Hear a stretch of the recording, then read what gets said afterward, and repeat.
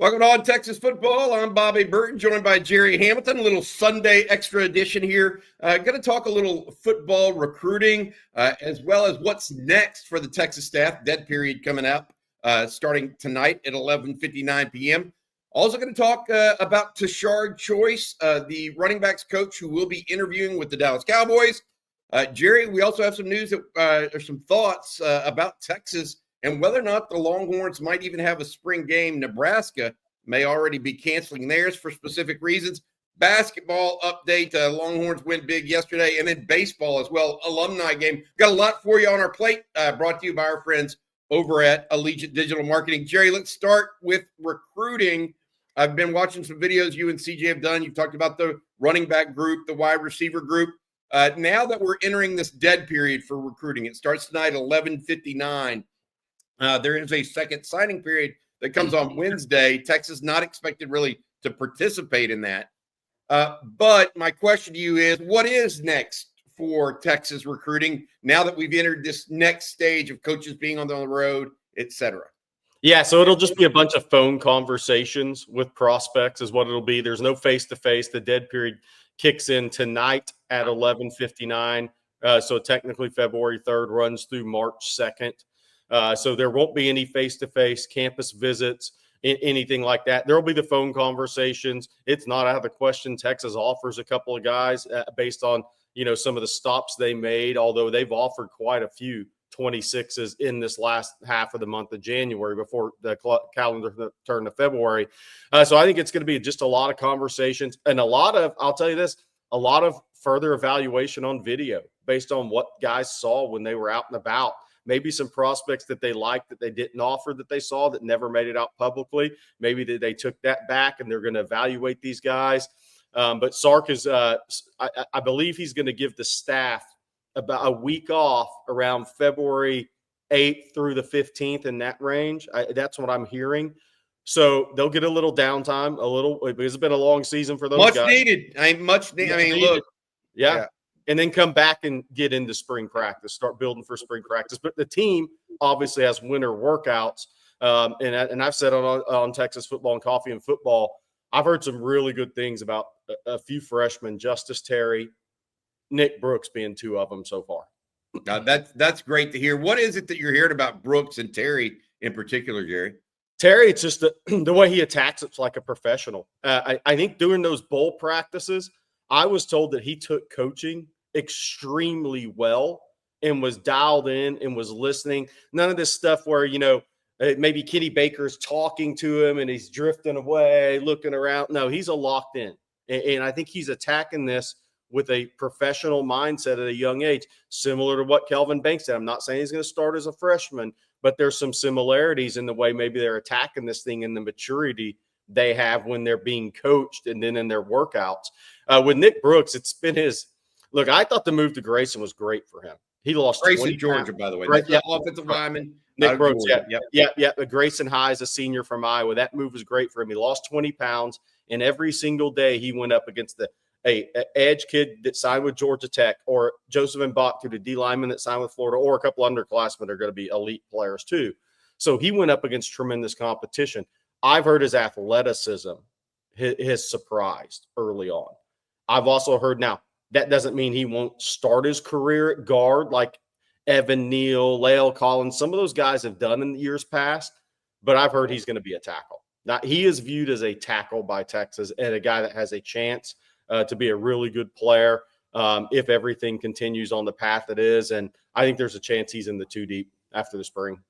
I think it's interesting because that dead period begins tonight. A couple of notes about that. Coaches, to your point, coaches can have verbal contact via phone, instant messaging, that sort of stuff. And players can actually take on-campus visits and tour. But college coaches can't even be there for the tour. Yep. So you might have a guy come through and, visit Texas, but the Texas coaches can't even do that until March 2nd. However, this is also a time period, Gerry, correct me if I'm wrong, where coaches are expected to start lining up those official visits. Yes. And unofficial visits for the month of March. And so we're going to be flagging that and try to decipher I guess is the best way to put it, exactly who and what Texas is trying to go after and get on campus. And Bobby, that's a great point. That's a great point. On ontexasfootball.com, I have the list of the 10 official visitors who have confirmed for June already. So there's 10 guys that have already confirmed official visits. The most recent one is Samuel Rosenborough, the top 100 level offensive tackle, top 100 prospect in America out of Clearwater, Florida, whose mom lives in Austin. He is going to visit June 20th. And I think Texas is sitting pretty decent spot for him right now. Yeah, I mean, on top of, we were talking about this, on top of a really good in-state crop of offensive linemen, Texas has some ends with some out-of-state offensive linemen that are very interesting as well. So Texas has a good crop to kind of, I don't want to say pick from, but to compete for. They should have no problem on the offensive line.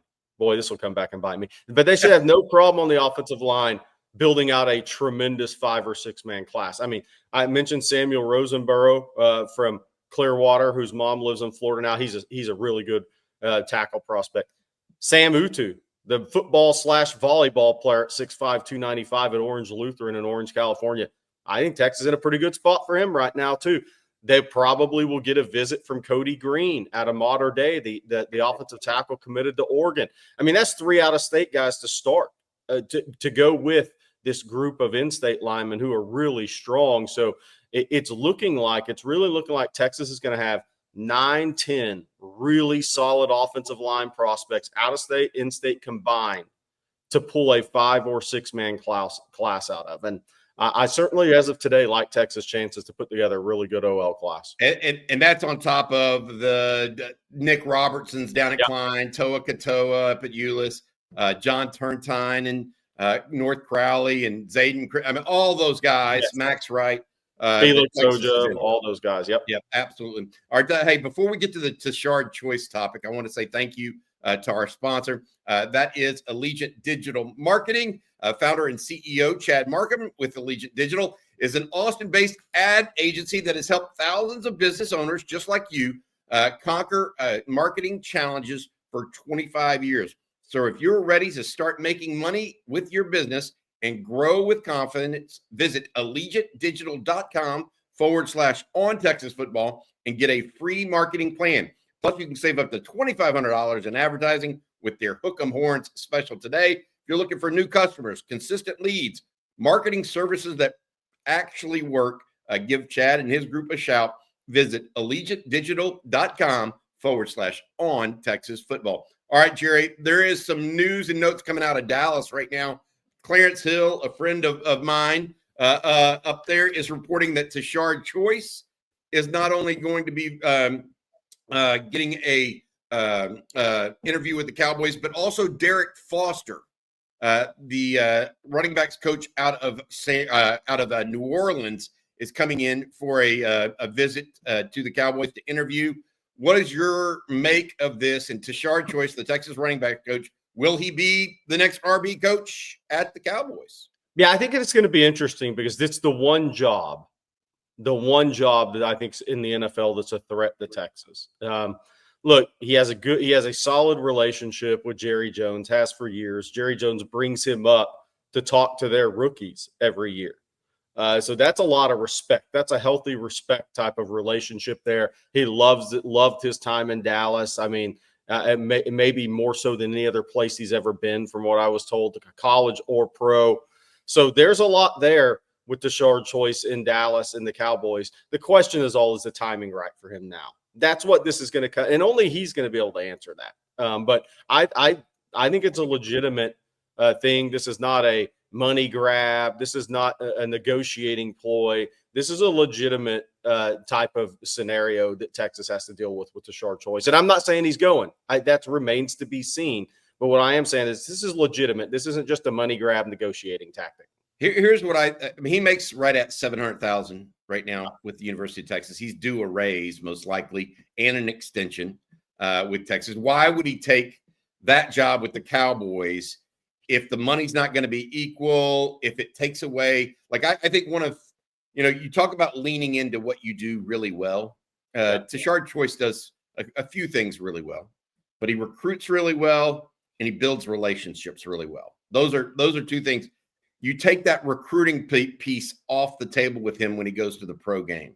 Yeah. I'm not saying he won't take that Cowboys job, but if his ultimate goal, maybe, Jerry, is to one day be a head coach, I think he'd be smarter perhaps to stay with the Longhorns. But and the uncertainty around Dallas with a new head coach, probably get a 2 to 3 year run at least there, unless something goes drastically wrong. Whereas Texas right now, Sark has this thing on rails. You'd think you'd get at least a 3, 4, 5 year more time at the very worst. The one piece to decisions like this, guys, sometimes have to make, and it's outside of what we think about. They just welcome the new baby.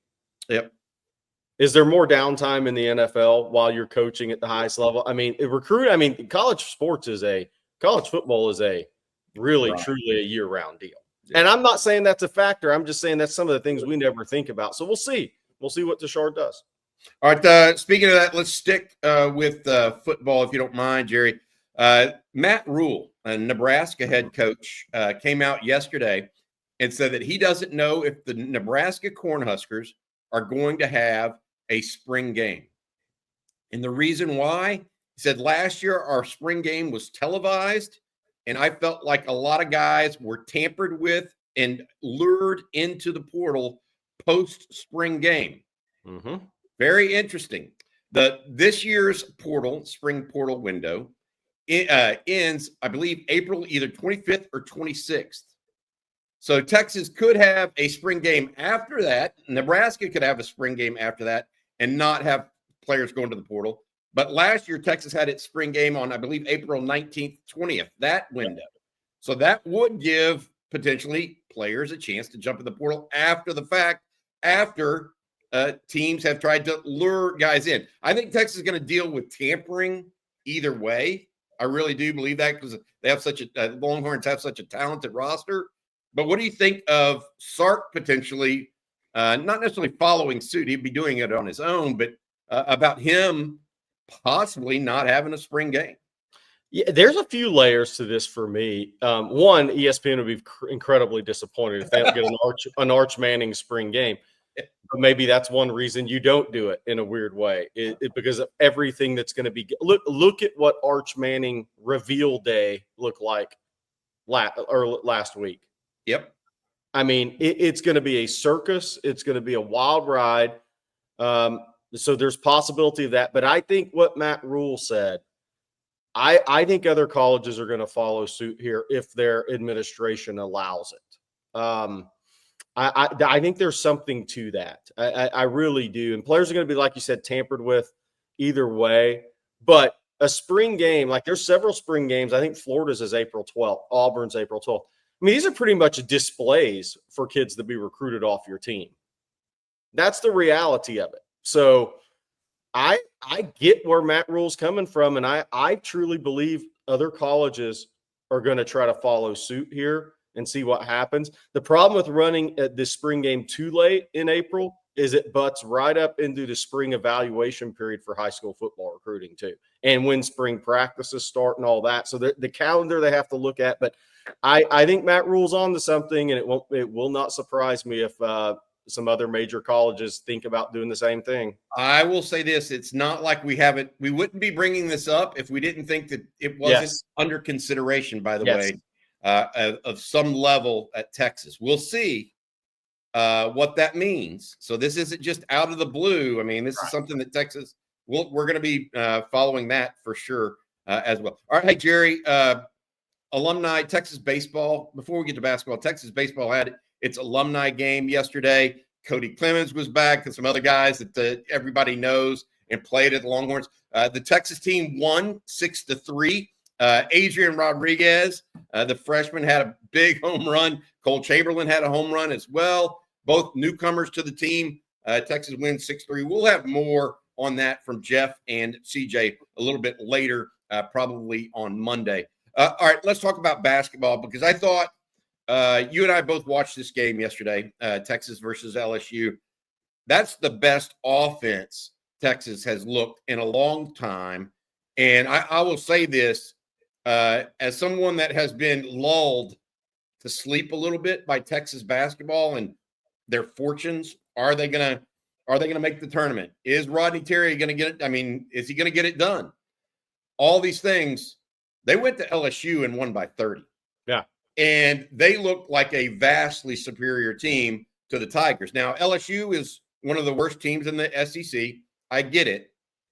But Texas, that was dominance on Saturday. Absolute dominance. And it wasn't just Trey Johnson doing the work. It was a well-rounded win, especially on the offensive side of the ball. What did you think? And look, they played well at Ole Miss the other night. That's a tough road place to win. I mean, Auburn, obviously the difference there is Auburn's number one team in the country and scored 80-plus at Ole Miss.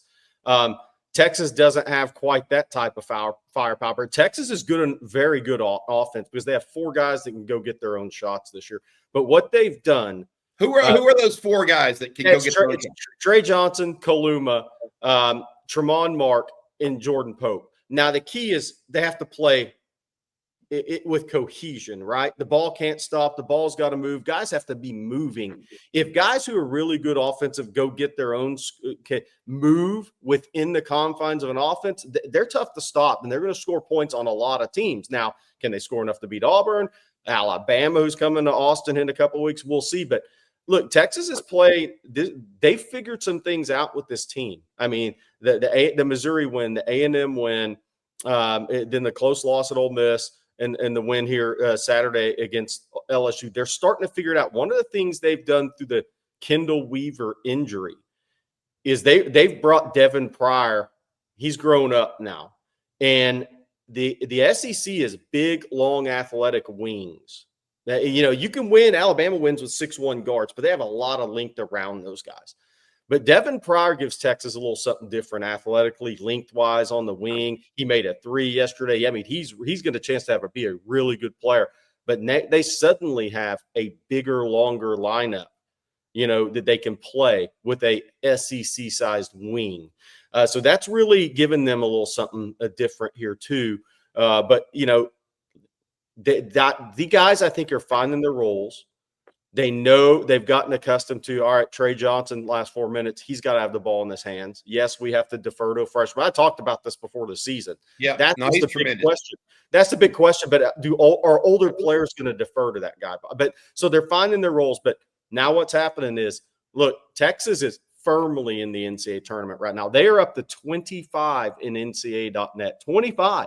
They have 4 quad 1 wins. Now they're 4-6 in quad 1 games, but they're 3-3 on the road, 2-1 neutral. They have a strong NCAA tournament resume right now, even though they're 1 game below 500 in the SEC. That's why this Arkansas game is so huge, because now you just say, you hunt and peck. Okay, where's 8 and 10 come from? 8 and 10 get you in the tournament.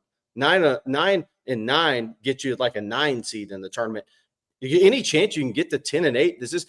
If they beat Arkansas, the one thing they haven't been able to do is climb the 500 in SEC play. If they beat Arkansas, who's coming off a win in Kentucky, how funny was Cal winning at Kentucky at Arkansas in game 1?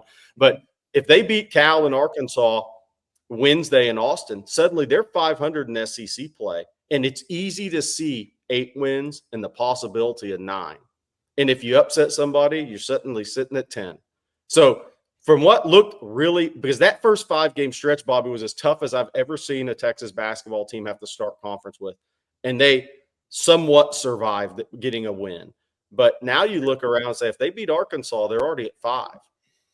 They have a path to 9 if they beat Arkansas. Hey, they've won 3 of their last 4, and they lost by a bucket on the road to an Ole Miss team that's pretty darn good. Yep. I mean, that you talked about the necessity of them winning a stringing together a win streak of sorts at some point. Yes. That's what they just did.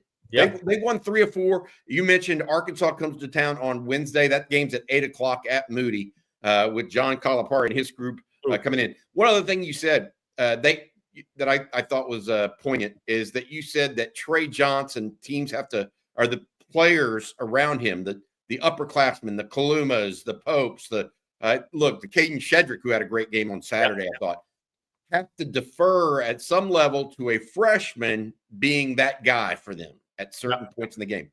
Here's what I would say to that. Yes, that's true.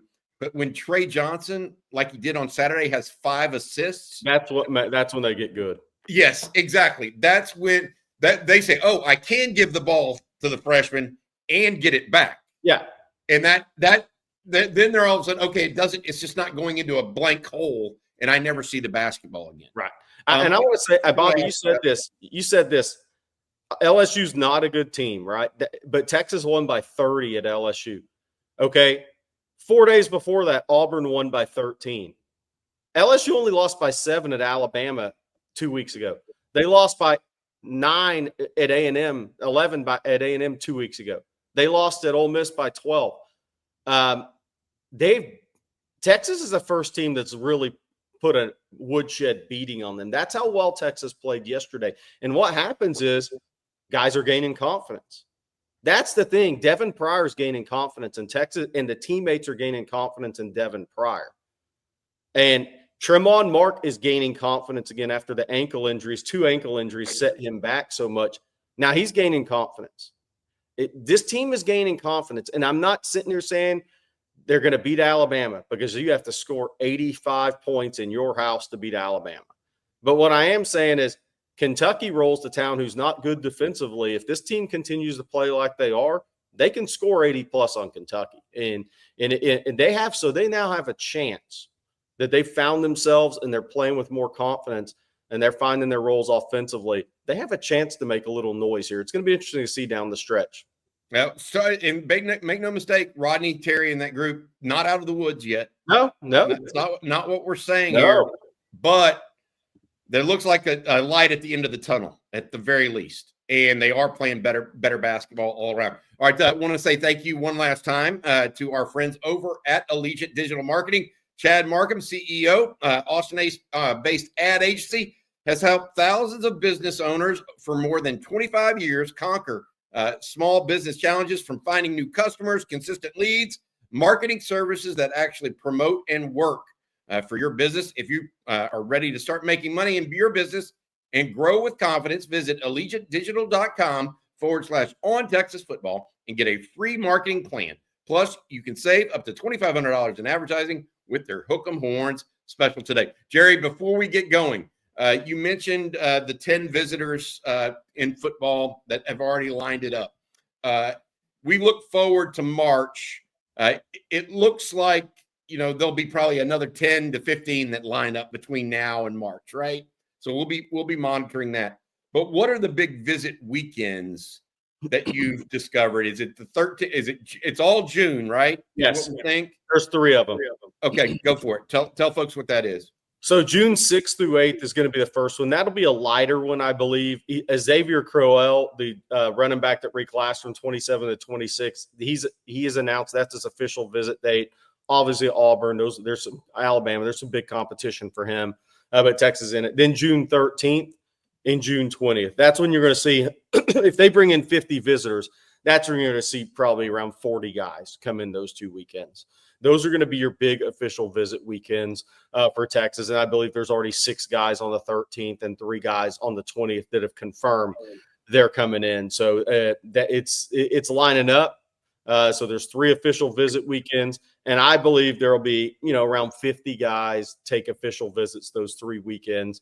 And with the talent level Texas is recruiting, those 50 guys that take official visits, if those guys just made up your 23, 24, 25-man class right there, it'll be another top 5 class. I mean, that's where recruiting's at for Texas. But also, they're just there's guys that weren't official visitors last year that ended up in the Texas class in June. Justus Terry, and a couple of others.